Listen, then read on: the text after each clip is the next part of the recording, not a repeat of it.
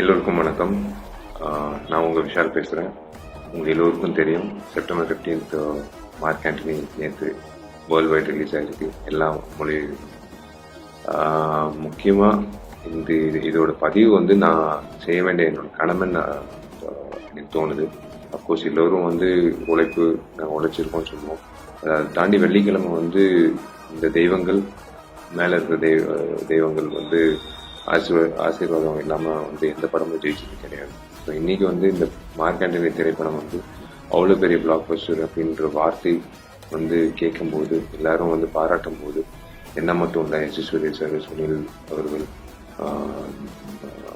மற்ற நடிகர்கள் நடிகைகள் அண்ட் இன்க்ளூடிங் ஆதிக்கோட டைரக்ஷன் அண்ட் என்டையர் க்ரூ எல்லாரும் நீங்கள் பாராட்டி தியேட்டருக்கு வந்து நீங்கள் ஆதரிச்சதில் எனக்கு ரொம்ப ரொம்ப சந்தோஷமாக இருக்குது. ரொம்ப நன்றி. நீங்கள் கொடுத்த காசுக்கு நீங்கள் வந்து ரொம்ப சந்தோஷப்படுறீங்கன்னு நான் நம்புகிறேன்.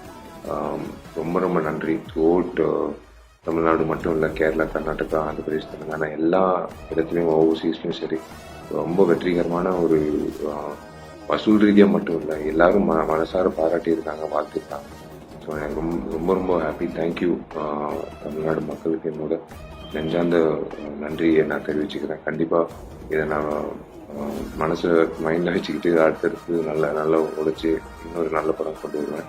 அண்ட் முக்கியமாக பார்த்தீங்கன்னா இந்த படத்துக்கு வந்து ஊக்கம் கொடுத்த நண்பர்கள் எல்லாரும் வந்து எனக்காக வந்து பதிவு செஞ்சாங்க சோஷியல் மீடியாவில்.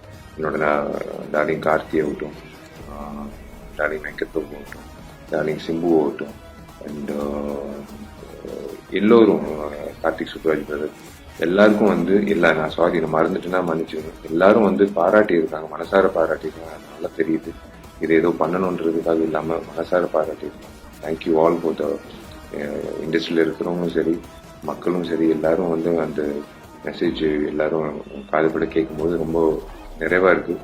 ஒரு வருஷம் 1.5 வருஷம் உழைச்ச அந்த உழைப்பு வந்து பலன் கிடைச்சிருக்குன்னு சந்தோஷமாக இருக்குது. கண்டிப்பாக நீங்கள் நிறையா உங்களால் நான் தூங்குவேன், உங்கள் காசு வீண் போகாது.